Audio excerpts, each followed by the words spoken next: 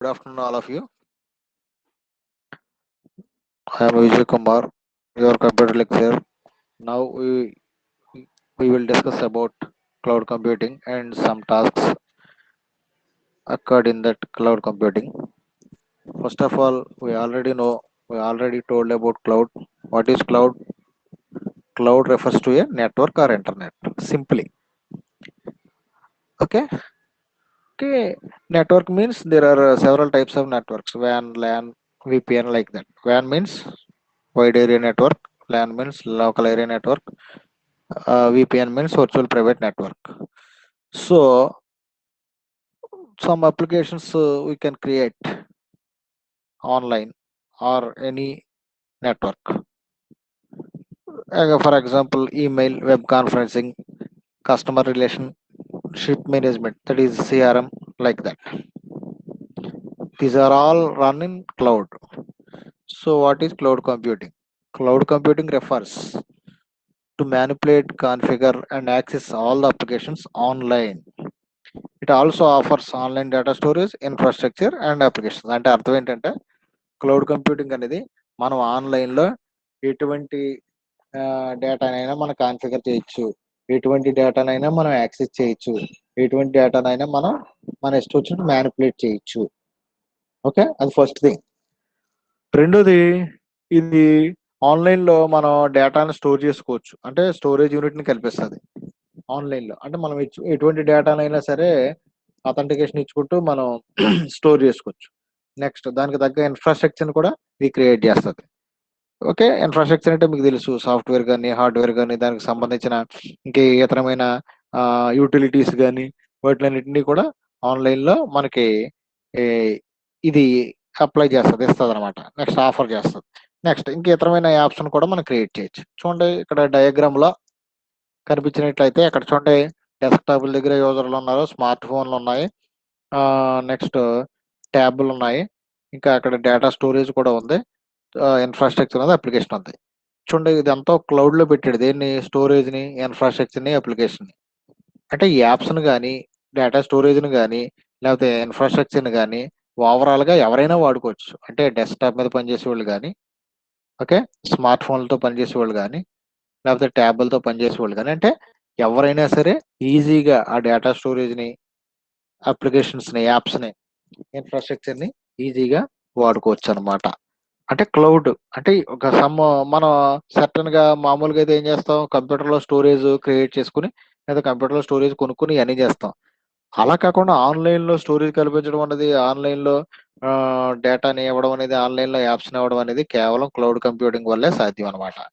Okay, next దీంట్లో ఉన్న basic concepts మనం చూసుకుంటే, దీంట్లో మెయిన్గా 2 బేసిక్ కాన్సెప్ట్స్ ఉన్నాయి. Those are, number 1 is deployment models and the second one is service models. What are the deployment models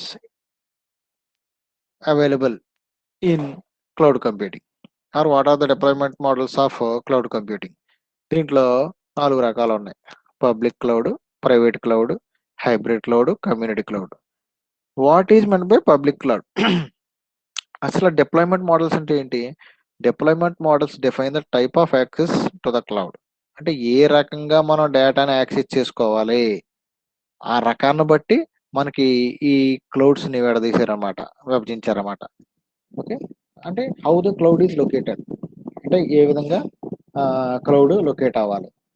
అంటే cloud can have any of the 4 types of access. చెప్పాను కదా, ఆ 4 types of access ఏంటి? Public cloud, private cloud, hybrid cloud, community cloud. అంటే ఏంటో చూద్దాం. Public cloud అంటే ఏంటి, ప్రైవేట్ క్లౌడ్ అంటే ఏంటి, హైబ్రిడ్ క్లౌడ్ అంటే ఏంటి, కమ్యూనిటీ క్లౌడ్ అంటే ఏంటి. పబ్లిక్ క్లౌడ్ చూడండి.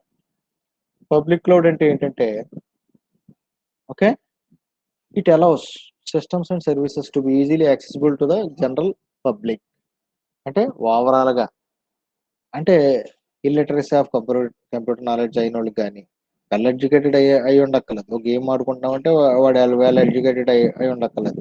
ఒక యాప్ వాడుకుంటున్నామంటే వాడు వెల్ ఎడ్యుకేటెడ్ అయి ఉండక్కర్లేదు. Professionals, software professionals, highly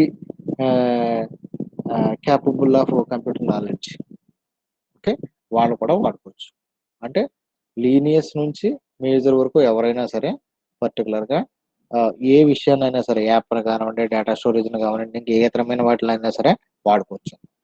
so, అంటే జనరల్ పబ్లిక్‌కి అందరికి అవైలబుల్‌గా మొత్తం వీటిని ఆఫర్ చేసేదాన్ని పబ్లిక్ క్లౌడ్ అంటారు. Public cloud may be less secure because of its openness. Example email. Public cloud దానికున్న ఫీచర్స్‌ని బట్టి, దాని దానికున్న లక్షణాలను బట్టి ఇన్‌సెక్యూర్ అనమాట ఇది. Maximum insecure. అంటే థ్రెట్స్ ఎక్కువుండే అవకాశం ఉంది. అంటే అర్థం ఏంటి? ఇప్పుడు ఫర్ సపోజ్ ఈమెయిల్ తీసుకున్నామనుకోండి. ఈమెయిల్‌లో మనం యూజర్ నేమ్, పాస్వర్డ్ ఇస్తాం. పాస్వర్డ్‌ని కూడా హ్యాక్ చేయొచ్చు. పాస్వర్డ్‌ని కూడా హ్యాక్ చేయొచ్చు. పాస్వర్డ్‌ని హ్యాక్ చేస్తే మన ఈమెయిల్ అకౌంట్ ఏమవుతది? దాంట్లో ఉన్న విషయాలన్నీ తెలిసిపోతాయి. ఉదాహరణకి ఎస్‌బీఐ అకౌంట్ ఉందనుకోండి. దాన్ని కూడా హ్యాక్ చేసిన రోజులున్నాయి మీకు తెలుసు. సో, అది పబ్లిక్. Public property. దాన్ని కూడా దాన్ని కూడా ఏం చేశారు? మొత్తం డేటా యాక్సెస్ చేసేసారు. హ్యాక్ చేసేసారు. దాంట్లో ఉన్న డేటా, దాంట్లో ఉన్న అకౌంట్స్ మీరు వినే ఉంటారు మధ్య కాలంలో 70,000 పోయినియి. 70,000 వేస్తుంటే 70,000 పోయినియి. లక్ష వేస్తుంటే ఒక్కొక్కటి రోజుకి 70,000 10,000 చొప్పున దాంట్లోంచి వెళ్ళిపోతా ఉన్నాయి. ఇలాగ వింటా ఉన్నాం. సో, ఇలాంటి హ్యాకింగ్ అనేది ఇటువంటి డేటా ఇన్‌సెక్యూరిటీ అనేది పబ్లిక్ క్లౌడ్‌లో ఎక్కువనమాట.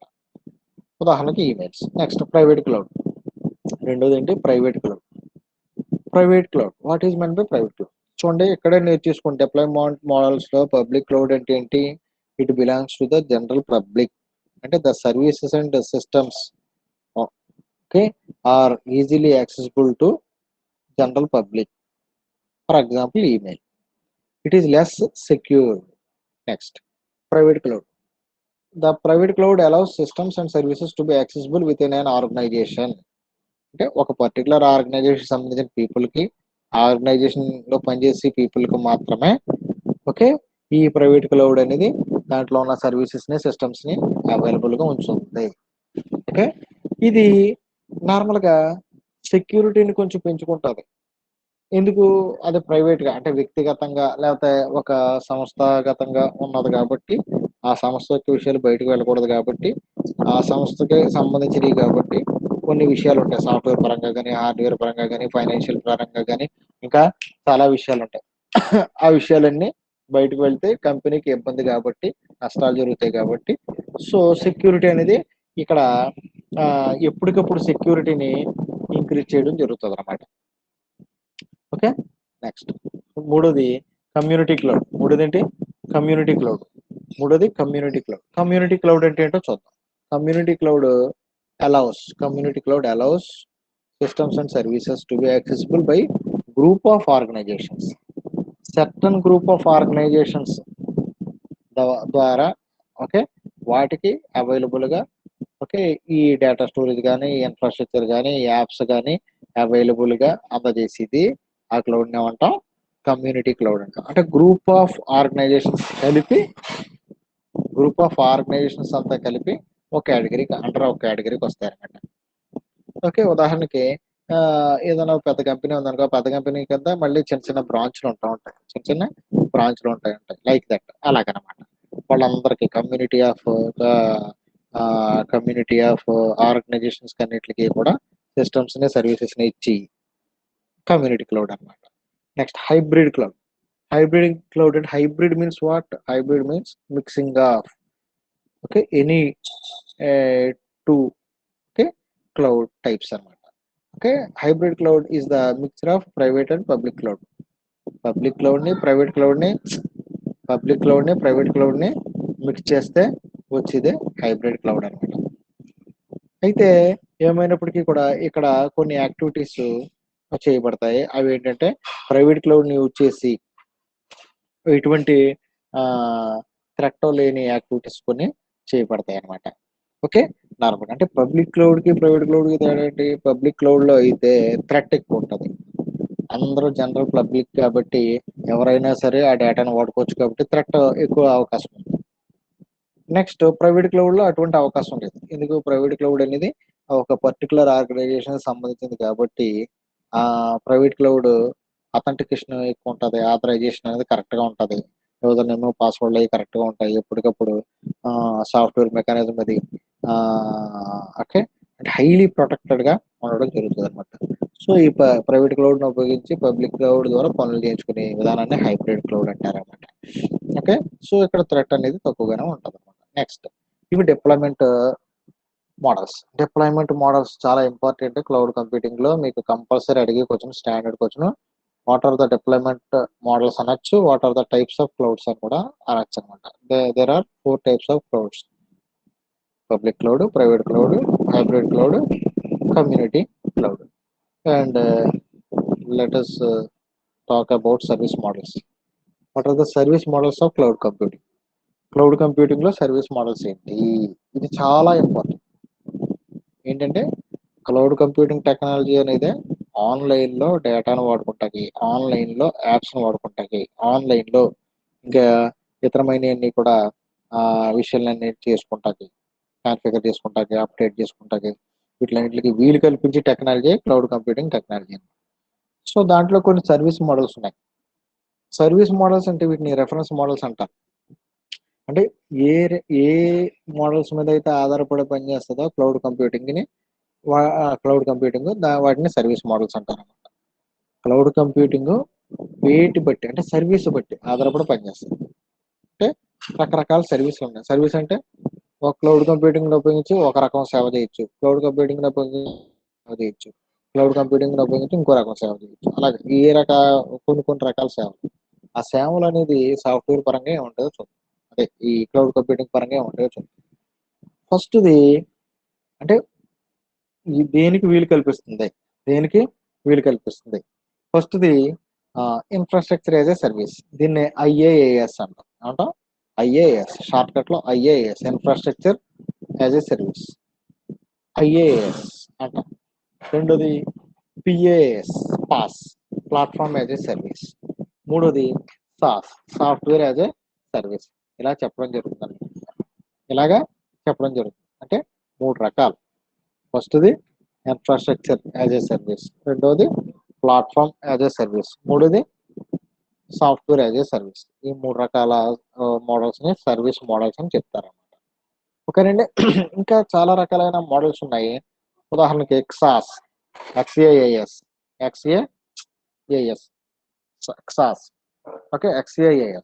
ఓకే, అంటే ఎనీథింగ్ యాజ్ ఏ సర్వీస్ అన్నమాట. ఎనీథింగ్ యాజ్ ఏ సర్వీస్, దేనైనా సరే ఒక సర్వీస్ తీసుకోవచ్చు అనమాట. ఉదాహరణకి అది నెట్వర్క్ యాజ్ ఏ సర్వీస్ అవ్వచ్చు, బిజినెస్ యాజ్ ఏ సర్వీస్ అవ్వచ్చు, ఐడెంటిటీ యాజ్ ఏ సర్వీస్ అవ్వచ్చు, డేటాబేస్ యాజ్ ఏ సర్వీస్ అవ్వచ్చు, స్ట్రాటజీ యాజ్ ఏ సర్వీస్ అవ్వచ్చు.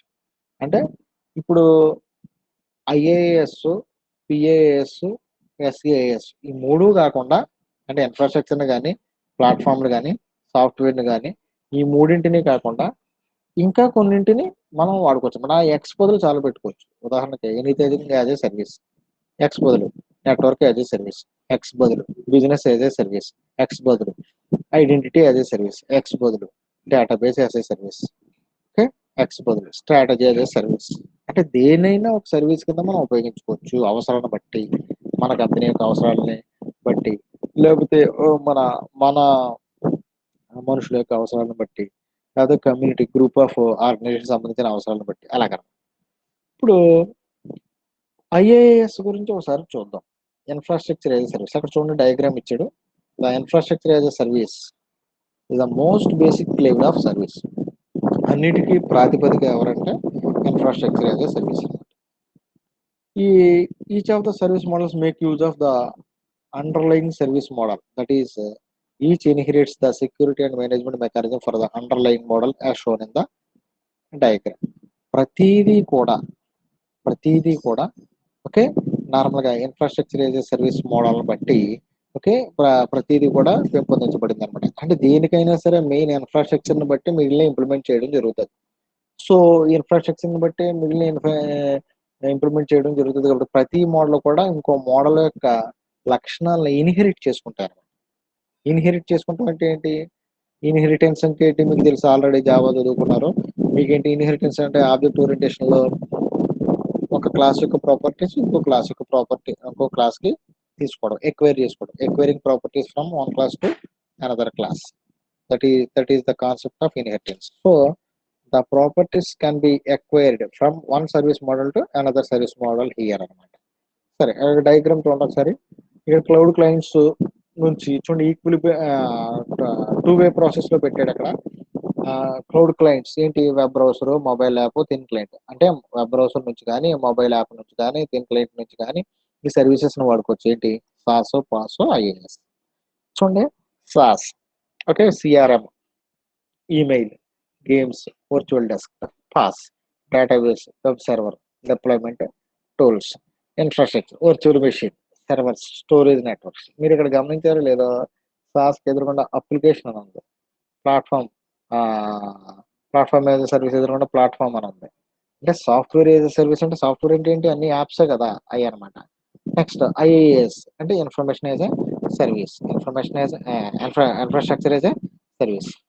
సో ఇలాగా మనకి చెప్పడం జరుగుతుంది. సో ఇక్కడ ప్రతిదీ కూడా అంటే ప్రతిదీ కూడా ఏంటి? ఆ, ఇంకొక మోడల్ మీద డిపెండ్ అయ్యి మనకి పనిచేయడం జరుగుతుంది. ఓకే, సిఆర్ఎం అంటే ఏంటి? Customer relationship management, customer relationship management అనమాట సిఆర్ఎం అంటే. ఓకే, నెక్స్ట్ చూడండి, ఈ డయాగ్రామ్ చూస్తే మీకు అర్థమైంది కాబట్టి ఏం చెప్పాడు మళ్ళీ ఒకసారి డిస్కస్ చేసుకుందాం. చూడండి, అక్కడ డయాగ్రామ్ ఏం తెలియజేస్తుంది? క్లౌడ్ క్లయింట్స్ ఏంటన్నా తెలియజేస్తుంది. క్లౌడ్ క్లయింట్స్ లో అంటే క్లౌడ్ క్లయింట్ వెబ్ బ్రౌజర్ అవ్వచ్చు, క్లౌడ్ క్లయింట్ మొబైల్ యాప్ అవ్వచ్చు, క్లౌడ్ క్లయింట్ థిన్ క్లయింట్ అవ్వచ్చు. What is mean by thin client? Thin client ఏంటి? థిన్ క్లయింట్ అంటే మానిటర్లు ఉంటాయి, ఓకే, అంటే డెస్క్టాప్లు ఉంటాయి, కానీ అన్ని కూడా ఒక మెమొరీనే షేర్ చేసుకుంటాయి, ఒక ప్రాసెసర్నే షేర్ చేసుకుంటాయి. That is called thin client network. That is called as thin client network. అంటే చూడడానికి చిన్న బాక్స్ లో ఉంటుంది, చిన్న ఎక్విప్మెంట్ చిన్నది ఉంటుంది, దాంట్లోనే మెమొరీ, ఓకే, దాంట్లోనే ప్రాసెసర్ ఉంటుంది. దీని వెనకాల కనెక్షన్స్ పెట్టుకుంటే పోర్ట్లు ఉంటాయి. ఆటోమేటిక్గా థిన్ క్లయింట్ బాక్స్ అనేది మనం ఒక 10 సిస్టమ్లకి ఒకేసారి, లేదా 8 సిస్టమ్లకి, లేదా 24 సిస్టమ్స్కి, లేకపోతే దానికన్నా ఎక్కువ. అంటే ఇక్కడ మెమొరీ పెరుగుతూ ఉంటే ఆటోమేటిక్గా అన్నిటికీ కూడా షేరబుల్ మోడ్లో అవుతుంది అనమాట. అయితే ఈ థిన్ క్లయింట్ సిస్టమ్ అనేది ఎడ్యుకేషన్ పరంగా దెబ్బతింది. థిన్ క్లయింట్ సిస్టమ్ అనేది ఎడ్యుకేషన్ పరంగా కాకుండా వ్యాపార నిమిత్తం అంటే కమర్షియల్, ఎకనామికల్గా ఏమన్నా, లేకపోతే ఆర్గనైజేషన్ పరంగా అది అది పేరు పొందింది అనమాట. సో క్లౌడ్ క్లయింట్స్ అని ఉదాహరణలు web browser, mobile app, thin client. ఇవన్నీ కూడా సాఫ్ట్వేర్ని ఉపయోగించుకోవచ్చు, లేదా ఆ పర్టికులర్ ప్లాట్ఫామ్ని ఉపయోగించుకోవచ్చు, లేదా పర్టికులర్ ఇన్ఫ్రాస్ట్రక్చర్ని ఉపయోగించుకోవచ్చు. మొబైల్ యాప్లు చూడండి, బోల్డెన్ మొబైల్ యాప్లు లోడ్ చేస్తాం, దానికి కంపల్సరీ సాఫ్ట్వేర్ ఉండాలి, ప్లాట్ఫామ్, ఓకే, కంపల్సరీ మన దాని పర్టికులర్ ప్లాట్ఫామ్ని సాటిస్ఫై చేయగలగాలి, అలాగే ఇన్ఫ్రాస్ట్రక్చర్ని సాటిస్ఫై చేయగలగాలి. మనం ఇప్పుడు నేను ఆన్లైన్లో క్లాస్ చెప్తున్నాను, మీరు వింటున్నారు. ఇప్పుడు డేటా అనేది ఎక్కడ స్టోర్ అవుతుంది? పర్టికులర్గా గూగుల్ డ్రైవ్లో పెట్టుకోవచ్చు, నేను అక్కడ గూగుల్ డ్రైవ్లో పెట్టుకోవచ్చు, లేదా క్లౌడ్లో పెట్టుకోవచ్చు. ఓకే, అంటే మనం it is one of the example, little example for cloud computing అనమాట. అంటే నా డేటాను ఎక్కడో పెట్టుకుంటాను. సో యూజర్ నేమ్, పాస్వర్డ్ అంటే నా సిస్టంలో కాకుండా ఎక్కడో ఒక ఈమెయిల్ ద్వారానో, లేకపోతే ఈమెయిల్ యొక్క గూగుల్ డ్రైవ్ ద్వారానో, లేకపోతే డ్రాప్ బాక్స్లో ఎక్కడో ఇలా పెట్టుకోవడం జరుగుతుంది అనమాట. So this is the example of, అంటే నేను చెప్పింది రికార్డ్ అవుతున్న డేటాని వేరే చోట పెట్టుకుంటాను. So this is one of the example of cloud. Okay, అంటే క్లౌడ్ కంప్యూటింగ్ టెక్నాలజీ ద్వారా సాఫ్ట్వేర్ని మన సర్వీస్ కింద, అంటే సాఫ్ట్వేర్ అవసరం అయితే సాఫ్ట్వేర్ మీద ఏమన్నా అప్లై క్రియేట్ చేయాలన్నా, సాఫ్ట్వేర్ ప్రకారం పని చేయించుకోవాలన్నా చేయించుకోవచ్చు, ప్లాట్ఫామ్ పరంగా పని చేయించుకోవచ్చు, ఇన్ఫ్రాస్ట్రక్చర్ పరంగా పని చేయించుకోవచ్చు, ఇలాగనమాట. అయితే మీరు గుర్తుంచుకోవాల్సింది క్లౌడ్ క్లయింట్స్ ఏంటి? Web browser, mobile app, thin client. Web బ్రౌజర్లు ఏంటి? ఉదాహరణకి Internet Explorer, Google Chrome, Opera Mini, okay, ఇవన్నీ చాలా ఉన్నాయి. Next SaaS. ఓకే, సాస్ అంటే ఏంటి? Software as a service. అంటే సాఫ్ట్వేర్ మీన్స్ యాప్స్, అప్లికేషన్స్ కదా. సో దాంట్లో customer relationship management, okay, email, games, virtual desktop, ఇవన్నీ సాఫ్ట్వేర్ యాజ్ ఎ సర్వీస్లోకి వస్తాయి. అంటే సాఫ్ట్వేర్ని మన సర్వీస్ కింద ఇవ్వడానికి. Next PaaS, platform as a service. Database అంటే స్టోరేజ్ యూనిట్లు, వెబ్ సర్వర్ అంటే మెయిన్గా ఏదైతే హోస్ట్ అనమాట, ఏదైతే మనకి ఇస్తుందో, నెక్స్ట్ ఏదైతే మనకి డేటాని ఇస్తుందో, నెక్స్ట్ డిప్లాయ్మెంట్ టూల్స్, ఓకే. మనకి దీనన్ని ఆర్గనైజ్ చేయడానికి ఉపయోగపడే టూల్స్, యూటిలిటీస్ ఇవన్నీ కూడా ప్లాట్‌ఫామ్ యాస్ ఎ సర్వీస్‌లోకి వస్తాయి. Infrastructure as a service. దీంట్లో virtual machines, virtual means what? అంటే మనం డైరెక్ట్‌గా రియాలిటీకి దగ్గరగా ఉండేది వర్చువాలిటీ. అంటే రియాలిటీ వేరు, వర్చువాలిటీ వేరు. ఓకే. నార్మల్‌గా వర్చువల్ మెషిన్స్‌లో ఏమవుతుంది అంటే వర్చువల్ క్లాస్ రూమ్ అంటాం. వర్చువల్ క్లాస్ రూమ్ అంటే నేను ఎక్కడ ఉంటానో, వేరే వాళ్ళు ఎక్కడ ఉంటారో వాళ్ళు చెప్తున్నది మనం క్లాస్ వింటాం. That is known as virtual classroom. Like that virtual machines అంటే ఏంటి? అంటే ఇక్కడ మనకి జరిగే పని డైరెక్ట్‌గా రియాలిటీ లేకుండా ఒక పర్టిక్యులర్ ఇమేజ్ ద్వారా గాని, ఒక పర్టిక్యులర్ వర్చువల్ పిక్చర్ ద్వారా గాని మనకి ఈ పనులన్నీ జరుగుతూ ఉంటాయి.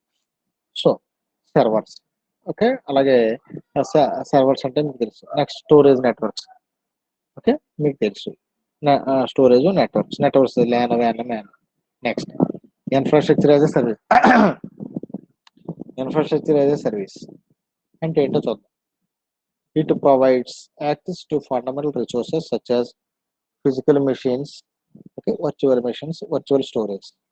అంటే ఇవేం చేస్తాయంటే, ఓకే, వేటికి యాక్సెస్ అవ్వడం జరుగుతదంటే ఫిజికల్ మెషిన్స్‌కి అంటే హార్డ్‌వేర్ పరంగా గాని, వర్చువల్ మెషిన్స్‌కి, ఓకే, అలాగే వర్చువల్ స్టోరేజ్‌కి ఇలాగా మనకి యాక్సెస్ ఇవ్వడం జరుగుతదనమాట. మనకి యాక్సెస్ ఇవ్వడం జరుగుతది. Next platform as a service. Platform as a service అంటే ఏంటో చూద్దాం. ప్లాట్‌ఫార్మ్ యాస్ ఎ సర్వీస్ కూడా ఏం చేస్తదంటే PaaS provides the run time environment to applications development and deployment tools. అంటే పాస్ అనేది ఏం చేస్తదంటే రన్ టైమ్ ఎన్విరాన్మెంట్. మనం ఏదైతే అప్లికేషన్ చేద్దాం అనుకుంటున్నామో, ఏదైతే మన యాప్స్‌ని డెవలప్ చేద్దాం అనుకుంటున్నామో, దేన్నైతే మనం అప్‌డేట్ చేద్దాం అనుకుంటున్నామో, వాటిలికి వీలు కల్పించే సర్వీస్‌ని పాస్ అంటాం. ప్లాట్‌ఫార్మ్ యాస్ ఎ సర్వీస్ అంటాం. Next software as a service. Okay. ఇదేం చేస్తదంటే మొత్తం సాఫ్ట్‌వేర్ అప్లికేషన్స్ అన్నిటిని కూడా ఎండ్ యూజర్స్ అంటే end user may be an illiterate person, end user may be a knowledgeable person, end user may be a software professional, end user may be illiteracy of computers or computer knowledge like that. అంటే analyst అవ్వచ్చు, debugger అవ్వచ్చు, next programmer అవ్వచ్చు, developer అవ్వచ్చు, ఆహ్, లేకపోతే అదే వీళ్ళందరూ software professionals కదా! అలా కాకుండా ఒక గేమ్ ఆడుకునేవాడు అవ్వచ్చు, స్టూడెంట్ అవ్వచ్చు, లెక్చరర్ అవ్వచ్చు. ఏమీ తెలియని ఒకాయన సెల్ ఆడుకోవచ్చు, సెల్ చూసుకోవచ్చు. ఇలాగనమాట. వీళ్ళందరూ ఎండ్ యూజర్స్ అంటారు. హైవే యూజర్స్, లోకల్ యూజర్స్ అవ్వచ్చు. ఎవరైనా సరే. వీళ్ళందరికీ కూడా పర్టిక్యులర్‌గా ఒక యాప్‌ని క్రియేట్ చేసి, ఆ యాప్ ద్వారా పనులు చేయించేటట్టు వీలు కల్పిస్తది. ప్లాట్‌ఫార్మ్ యాస్ ఎ సర్వీస్ అంటే, ఈ ప్లాట్‌ఫార్మ్‌ని బట్టి రన్ టైమ్ ఎన్విరాన్మెంట్‌లో, ఓకే, అప్లికేషన్ క్రియేట్ చేయడానికి గాని, వాటిని డెవలప్ చేయడానికి గాని, వాటిలో ఇంకేమైనా సమకూర్చడానికి గాని, లేకపోతే ఇంకా అప్‌డేట్ చేయడానికి గాని, వీటిలన్నిటికి ఆ ప్లాట్‌ఫార్మ్ కావాలి కాబట్టి, ఆ ప్లాట్‌ఫార్మ్‌ని ఇచ్చే విధంగా చేస్తదనమాట. ఐఏఎస్ అంటే ఇన్‌ఫ్రాస్ట్రక్చర్ యాస్ ఎ సర్వీస్. ఇదేం చేస్తది? ఇది ఫండమెంటల్ రిసోర్స్. ఉదాహరణకి ఫిజికల్ మెషిన్స్‌కి, వర్చువల్ స్టోరేజ్‌కి, ఓకే, వీటిలన్నిటికి. వర్చువల్ స్టోరేజ్ మామూలుగా మనకుండేది ఫిజికల్ స్టోరేజ్ సిస్టమ్‌లో అది. మనం ఎప్పుడైతే ఆన్‌లైన్‌లో దాచుకుంటున్నామో దాన్ని వర్చువల్ స్టోరేజ్ అంటాం. ఉదాహరణకి క్లౌడ్. ఈ క్లౌడ్ వల్లే మనం ఆన్‌లైన్‌లో గూగుల్ డ్రైవ్ ఉదాహరణకి. ఇంకా మనం ఆన్‌లైన్‌లో దాచుకోవచ్చనమాట. జూమ్ యాప్ ద్వారా చేస్తున్నాం. అది ఆన్‌లైన్‌లో దాచుకుంటాం. ఓకేనండి. ఫేస్‌బుక్‌లో చేస్తున్నాం. అది ఆన్‌లైన్‌లో దాచుకుంటాం. ఓకే. జీమెయిల్‌లో చేస్తున్నాం. అది ఆన్‌లైన్‌లో దాచుకుంటాం. ఇలాగనమాట. అలాగే. ఇవన్నీ వర్చువల్ స్టోరేజ్‌లోకి ఒక ఎగ్జాంపుల్స్. సో, ఇయన్నీ కూడా ఐఏఎస్, పీఏఎస్, ఓకే, ఎస్ఏఎస్ ఇవన్నీ కూడా సర్వీసెస్ అన్నమాట. ఇవన్నీ కూడా అంటే సర్వీసెస్. Next history. అసల క్లౌడ్ కంప్యూటింగ్ ఎలా వచ్చింది? ఏంటి? అన్నది చూద్దాం. ఇది 1950లోనే వచ్చింది. మెయిన్ ఫ్రేమ్ కంప్యూటర్స్ ద్వారా. ఈ మెయిన్ ఫ్రేమ్ కంప్యూటర్స్ ఎక్కడ ఉపయోగించేవారు? పెద్ద పెద్ద ఆర్గనైజేషన్‌లోను, పెద్ద పెద్ద ఇండస్ట్రీ‌ల్లోనూ ఉపయోగించేవారు. చాలా బిగ్గెస్ట్ కంప్యూటర్స్, ఎక్కువ మెమరీ ఉండే కంప్యూటర్స్ అన్నమాట. ఇవి థిన్ లేదా స్టాటిక్ లైన్స్ ద్వారా యాక్సెసిబుల్ అయ్యాయి. నెక్స్ట్ అప్పటి నుంచి ఇప్పటి వరకు కూడా క్లౌడ్ కంప్యూటింగ్ దాని యొక్క హిస్టరీని ఇలా పెంచుకుంటూ వచ్చింది. దాని యొక్క నాణ్యతని, స్కిల్‌ని, దాని యొక్క పర్టిక్యులర్‌గా ఆహ్, ఆహ్, దాని యొక్క ఎఫెక్ట్ని అలా పెంచుకుంటూ వచ్చింది. ఇప్పుడు ఏమైంది, ఇప్పుడు డైనమిక్గా వచ్చేసింది అనమాట. అంటే డైనమిక్ మీన్స్ వాట్, అవుట్పుట్ టైంలో కూడా మనం ఏదైనా సాఫ్ట్వేర్ని ఉపయోగించవచ్చు. అవుట్పుట్ టైంలో కూడా రకరకాల సర్వీసెస్ని మనం ఉపయోగించవచ్చు. ఇప్పుడు ఒక మేజర్ ఇష్యూ కింద తయారైంది అనమాట. క్లౌడ్ కంప్యూటింగ్ లేకపోతే ఏమీ అవ్వదు. అంటే బోలెడంత స్టోరేజ్ కలిసి వస్తుంది మనకి. మనం కష్టపడలేకుండా బోలెడంత స్టోరేజ్ కలిసి వస్తుంది. వర్చువల్‌గా బోలెడంత చేయొచ్చు. బోలెడంత డేటాని ఇవ్వచ్చు. ఇయన్నీ చేయొచ్చు. అంటే క్లౌడ్ కంప్యూటింగ్‌లో. చూడండి 1950స్‌లో అయితే మెయిన్ ఫ్రేమ్స్ ద్వారా. నెక్స్ట్ ఈ మెయిన్ ఫ్రేమ్స్‌లో ఏంటంటే ఆహ్, ఆటోమేషన్ ఫేజ్ అంటే అప్పుడే స్టార్ట్ అయింది. నెక్స్ట్ ఓవరాల్‌గా ఆర్గనైజేషన్ పరంగా ఉన్న ఇన్‌ఫ్రాస్ట్రక్చర్ డెవలప్ అవుతుందన్నమాట. దాన్ని బట్టి చేసాం. 1960స్‌లో rise of the PC. PC means what, personal computer. Personal computer అంటే ఏంటి? ఇక్కడ పర్సనల్ డెస్క్‌టాప్‌ల్లో కూడా వాళ్ళ యొక్క డేటాను ఆర్గనైజ్ చేసే విధంగా ఈ క్లౌడ్ కంప్యూటింగ్‌ని కనిపెట్టారు. ఇదేంటి? Decentralized computing. ఓకే. డిసెంట్రలైజ్డ్ అంటే ఇండివిడ్యువాలిటీ మెయింటైన్ అవుతుందన్నమాట ఇక్కడ. నెక్స్ట్ ఇక్కడ ఐటీ సర్వీసెస్ అనేయి, ఇండస్ట్రీస్ అనేయి ఓకే. మెయిన్ దీన్ని బేస్ చేసుకొని ఇక్కడ నుంచి ప్రారంభం అవ్వడం జరిగినాయి అన్నమాట. నెక్స్ట్ క్లయింట్ సర్వర్ ఆర్కిటెక్చర్ 1990లో. 1990లో ఏం పుట్టింది? క్లయింట్ సర్వర్ ఆర్కిటెక్చర్ పుట్టడం జరిగిందనమాట. దాంట్లో వర్చువల్ ప్రైవేట్ నెట్వర్క్ అనేది అంటే విపిఎన్. వర్చువల్ ప్రైవేట్ నెట్వర్క్ అంటే ఇప్పుడు మన దేశంలో మనం ఉన్నాం. కొన్ని యాప్స్ అయ్యి ఇక్కడ పనిచేయటం లేదు. లేకపోతే కొంత డేటా మనం అక్కడ యాక్సెస్ చేసుకోలేకపోతున్నాం. ఇంటర్నెట్ ప్రోటోకాల్ అడ్రస్ ద్వారా ఇతరమైన దేశంలో కొన్ని యాప్స్ ద్వారా మనం వాటిని యాక్సెస్ చేసుకోవచ్చు అనమాట. ఆ సాఫ్ట్వేర్లు అది. వాటిని VPN, virtual private network. Next మనకి ఇక్కడ ఎక్కువ బ్యాండ్విడ్త్ కావాలని చెప్పడం జరిగింది. ఈ క్లయింట్ సర్వర్ ఆర్కిటెక్చర్ అంటే ఏంటంటే సర్వర్ అనేది ఎప్పుడు కూడా డేటాని క్లయింట్కి ఇస్తానే ఉంటుంది. అటువంటిది ఇప్పుడు సర్వర్ అంటే హోస్ట్, క్లయింట్ అంటే గెస్ట్. సో ఇప్పుడు కూడా సర్వర్ నుంచి క్లయింట్కి డేటా రావాలి కాబట్టి ఇక్కడ ఎక్కువ బ్యాండ్విడ్త్ కావాలి. మనం ఇప్పుడు ఈ ప్రోగ్రామ్ చేస్తున్నా సరే, ఇప్పుడు మనం ఆన్లైన్లో క్లాస్ చెప్పుకుంటున్నా సరే, దీనికి కూడా ఎక్కువ మెమరీ కావాలి, ఎక్కువ ఫ్రీక్వెన్సీ కావాలి. ఈ డేటా అయిపోయిందనుకోండి, ఇంకా మళ్ళీ డేటా కూడా ఎక్కువ ఎంబీపీఎస్, కేబీపీఎస్ ఇవన్నీ స్ట్రెంగ్త్ ఎక్కువ ఉండాలి. సిగ్నల్ స్ట్రెంగ్త్ ఎక్కువ ఉండాలి. నెక్స్ట్ ఇక్కడ డాట్ కామ్ రెవల్యూషన్ అనేది రావడం జరిగింది. డాట్ కామ్ అంటే 1990s. నెక్స్ట్ 2000లో ఏమైందంటే కంపల్సరీ ఒక ఐటీ ఇన్ఫ్రాస్ట్రక్చర్ని ఐటీ ఇన్ఫ్రాస్ట్రక్చర్ మేనేజ్మెంట్ని అవుట్ సోర్సింగ్ ప్రాతిపదికన తీసుకురావడం జరిగింది. నెక్స్ట్ వర్చువలైజేషన్ అనే కాన్సెప్ట్ కూడా 2000లో వచ్చిందనమాట. నెక్స్ట్ 2010 ఆ కింద ఏంటంటే ఓకే, మనకి ఏ సర్వీస్ కావాలంటే ఆ సర్వీస్ వెంటనే డెవలప్ చేయడం. ఇన్ఫ్రాస్ట్రక్చర్లు కానీ, ప్లాట్ఫామ్లు కానీ, ఓకే, సాఫ్ట్వేర్లు కానీ అప్పటికప్పుడు ఏది కావాలంటే అది. ఏ ఇతరమైన స్ట్రాటజీలు కానీ, ఏ ఇతరమైనదైనా సరే, అడ్మినిస్ట్రేషన్ కానీ ఏదైనా సరే. నెక్స్ట్ కొలాబరేటివ్ కంప్యూటింగ్ అంటే ఓవరాల్గా ఈ కంప్యూటింగ్ అన్నింటిని ఒకే చోటకి తీసుకొచ్చి ఆటోమేటిక్ కొలాబరేటివ్గా ఉండిపెట్టాం. అంటే అన్నీ కూడా మింగిల్ అయ్యి ఓవరాల్గా మనకు కావాల్సిన సర్వీస్ ఏదైతే ఉందో దాని ప్రకారం కంప్యూటైజేషన్ చేయడానికి ఉపయోగపడుతుంది. Next utility computing model. చిన్న చిన్న టూల్స్, యాడిన్స్ ఉంటూ ఉంటాయి. లేకపోతే సపోర్టెడ్ సాఫ్ట్వేర్ ఉంటూ ఉంటాయి. ఈ సపోర్టెడ్ సాఫ్ట్వేర్ అనేది పనిచేయించడానికి కూడా ఈ 2010 బియాండ్ 2010లో ఇవి కనిపెట్టడం జరిగింది అనమాట. ఓకే. అంటే క్లౌడ్ కంప్యూటింగ్ రెవల్యూషన్ అలా వచ్చింది. మెయిన్ ఫ్రేమ్స్ దగ్గర నుంచి ఇప్పటి వరకు కూడా అలా రావడం జరిగింది. క్లౌడ్ కంప్యూటింగ్ యొక్క బెనిఫిట్స్ ఒకసారి చూద్దాం.